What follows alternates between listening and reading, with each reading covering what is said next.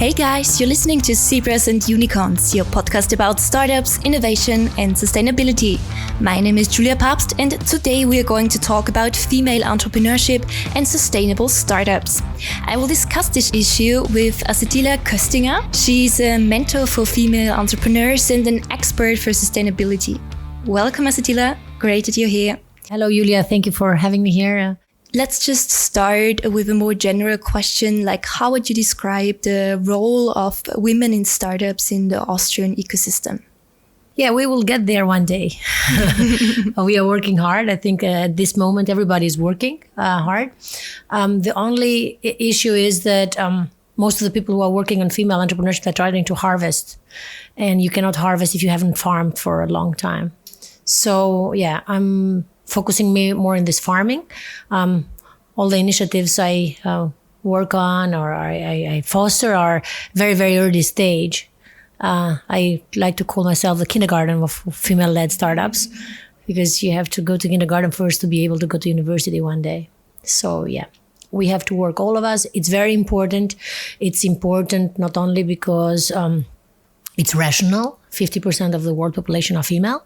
50% of the world problems are female problems. Every day, millions of startups are founded to solve these unsolved customer problems. And in Austria, if we put it on the good side, there are 9%. In Silicon Valley are 20%. It has increased the last 10 years from 10 to 20 in Silicon Valley, but still. So yeah, it's a lot to do. It's fair, you know, you cannot have boys solve all women problems because we can solve them ourselves. And if we don't do today, or if young girls of today, they don't start doing them now, in 20 years, they'll complain that, again, that boys, they're doing it for them, you know. So we have to intentionally design ecosystems that are fair, that are gender balanced, that are culturally diverse, that are language rich and so on, because if we don't design them intentionally ourselves, they don't happen.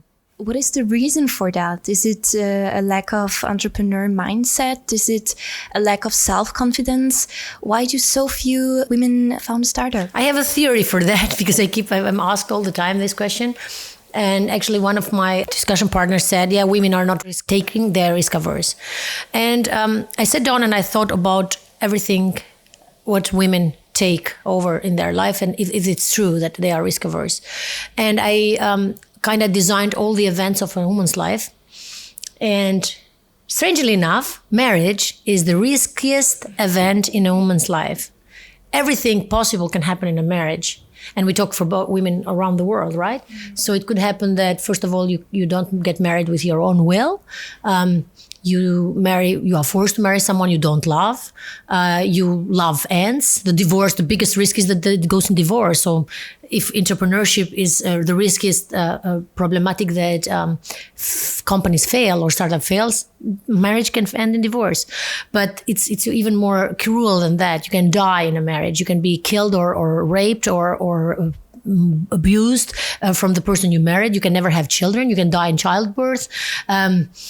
You can marry people, I don't know, that they betray you. You can betray them and everything else. There's a long list. I even wrote a blog once for this.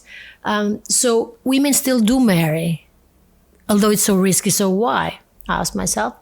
And my answer to that is that grandmother married, mother married, auntie married, my sister and neighbor and everybody married, which I know. So my theory is that role models, we lack of role models. It's not about risk. We take over very, very risky activities.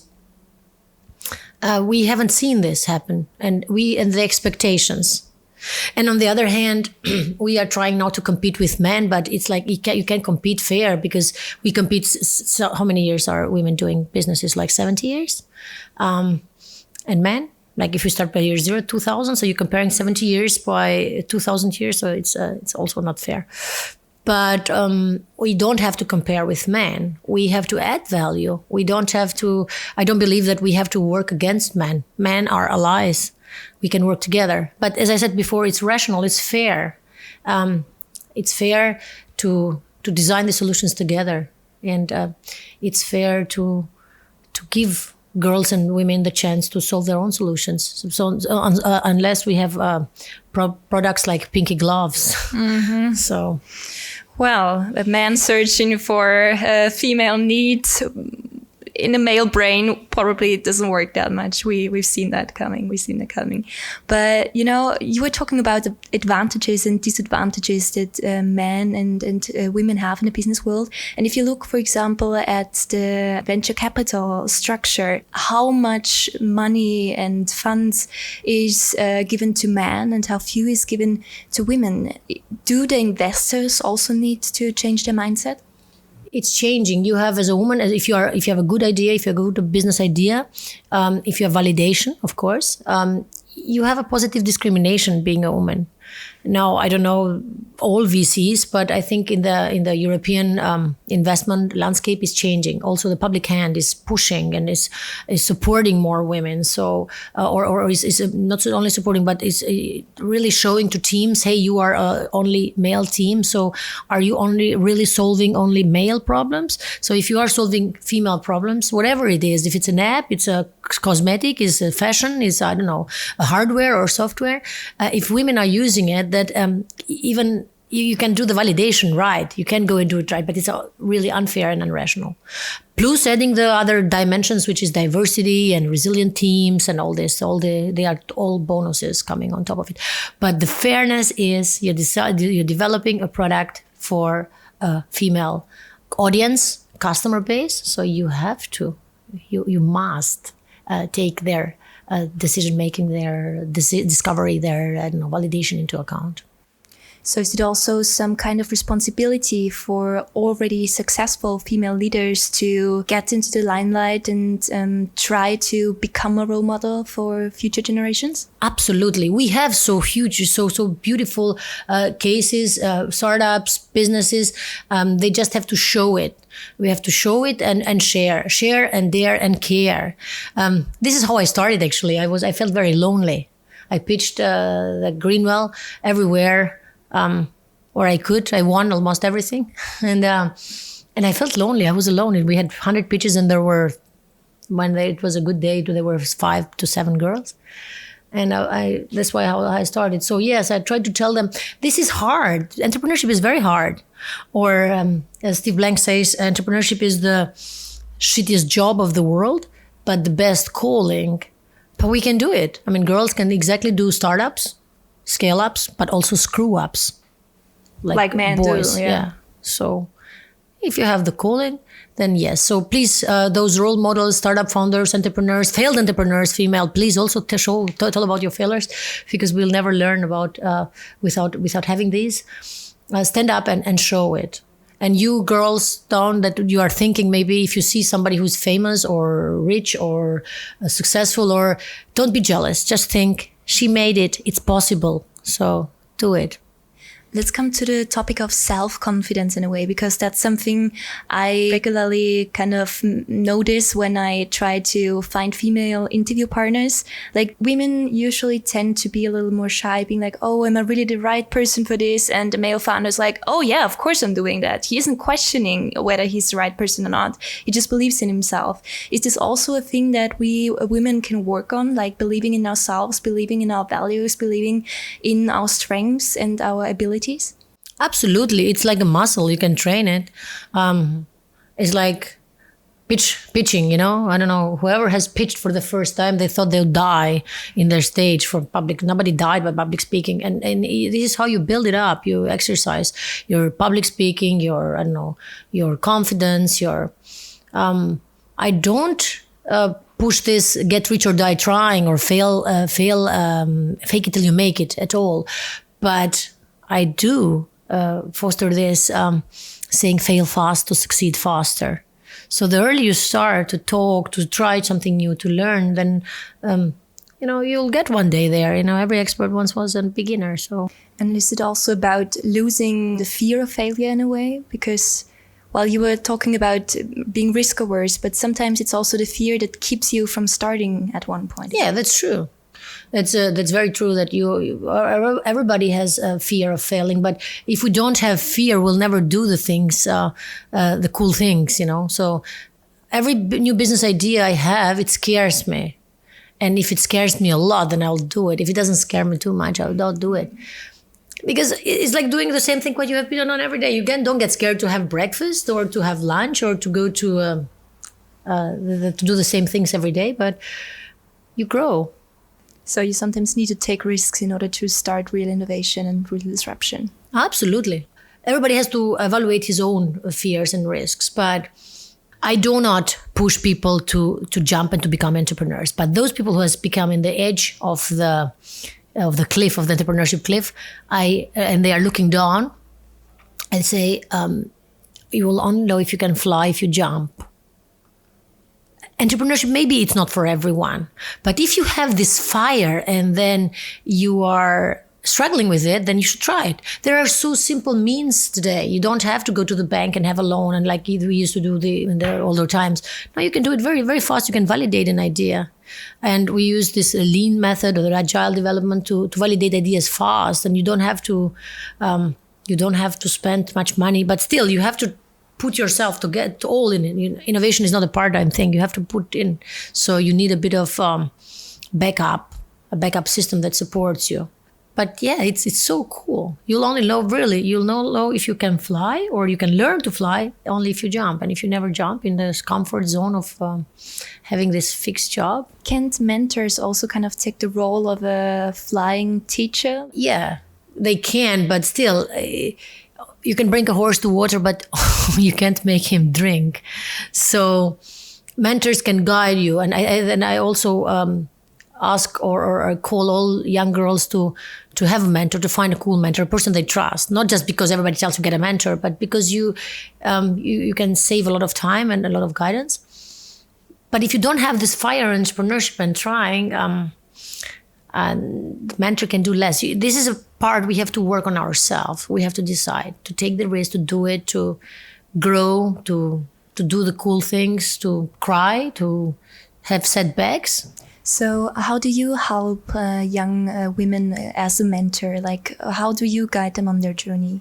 I do different settings. First, I coach and I mentor them, or I also do really experiential learning trainings and workshops based on the lean methodology. So how to validate these ideas fast. And in every project, I don't do anymore. I mean, I used to do before only girls, and now I decided to do 50-50 at least. As I said, boys are allies. We have to work together and learn together, because then it's what's the point, you know? But in every program, in every undertaking I do, it has to be 50-50 girls. 50 girls, 50 boys, you know. Mm-hmm. So, and I talk about it. You see, I'm not scared. I'm not fearful. I talk about it and I tell them, stand up and do it today.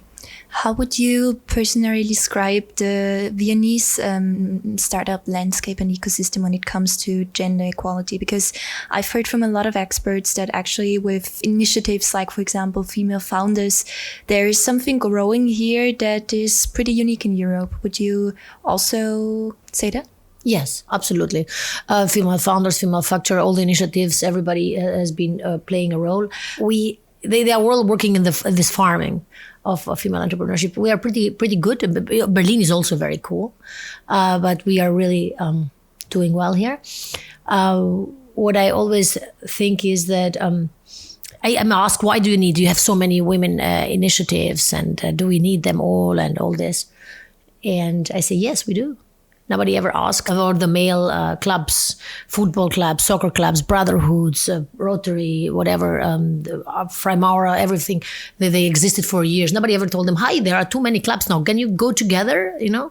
So there are not enough of these initiatives, because until the last woman is reached and told that you have the opportunity, then we don't have enough of this. So we have to have more such initiatives. I really praise the work of female founder and female factor, because it's really amazing job they're doing, and showing role models and in networking, and it takes time, but we are on the right path.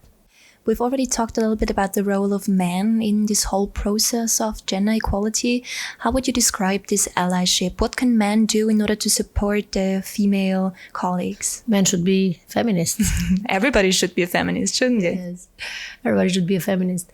Be genuine on the support, and be careful of the language. I see a lot of times in the media or everywhere, you are asked questions. A woman gets asked questions that the men never get asked, and this is unconscious bias. But start there. Be careful with the language. Don't get bothered when we need another e or a or in, or because it starts with the language.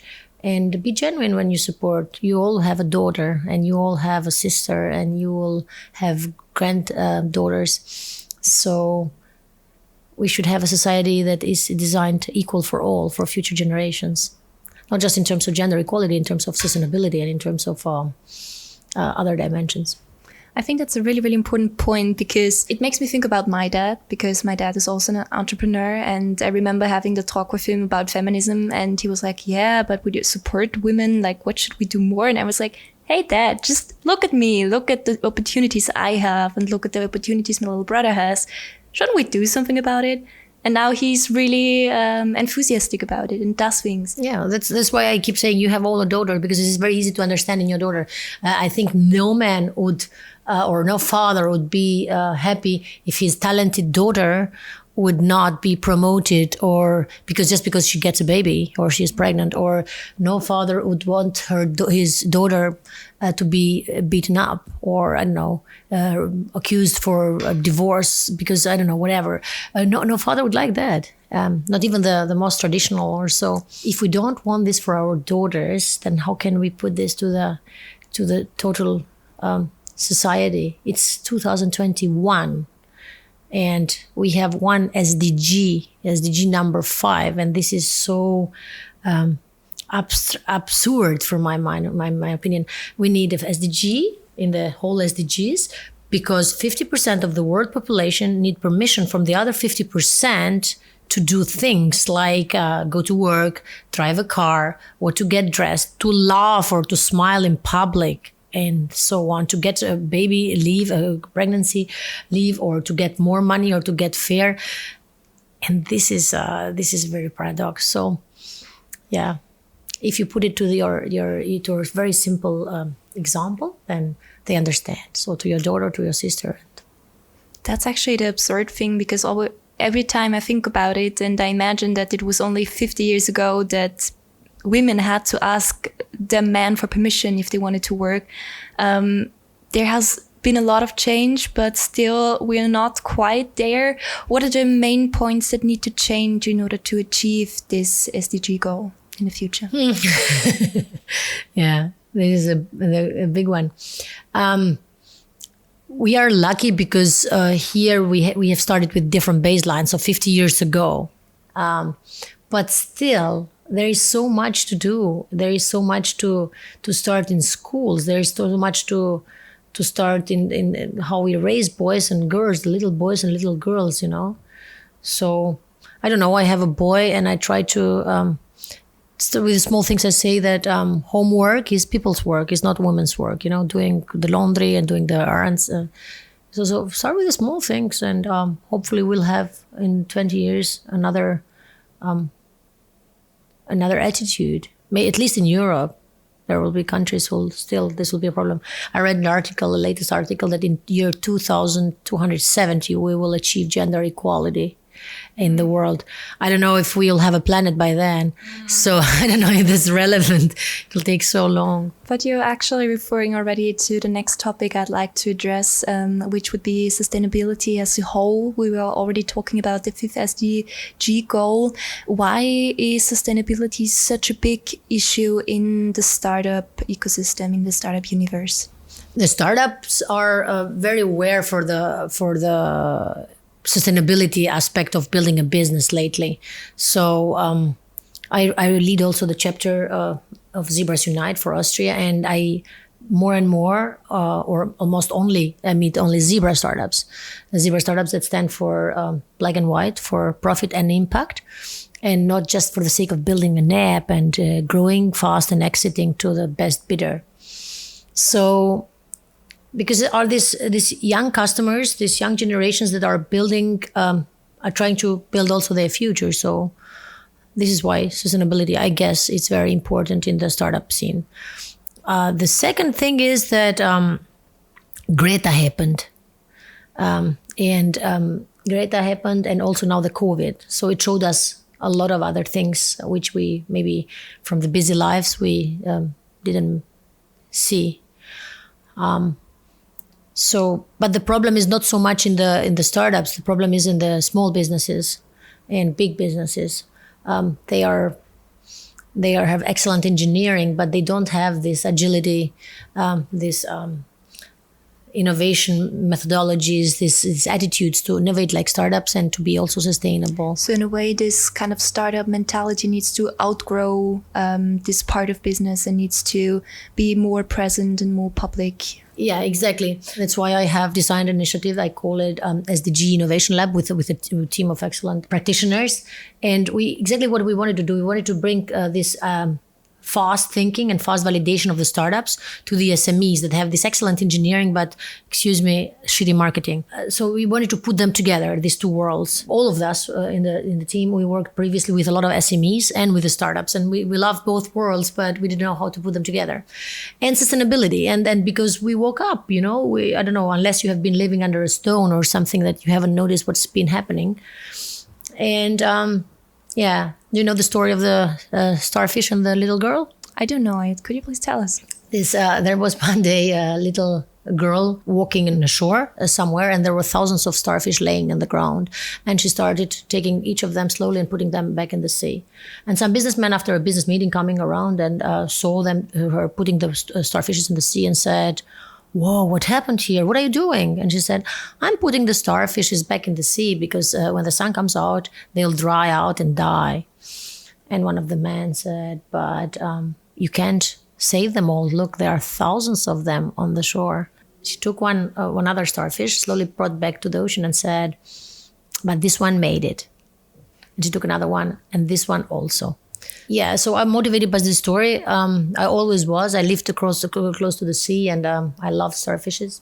We all can do our own small piece. If we do not do it, every day is getting later. This is burning. It's a very important moment. We have to. I don't know if we will make it to save the planet, but at least we have to try it.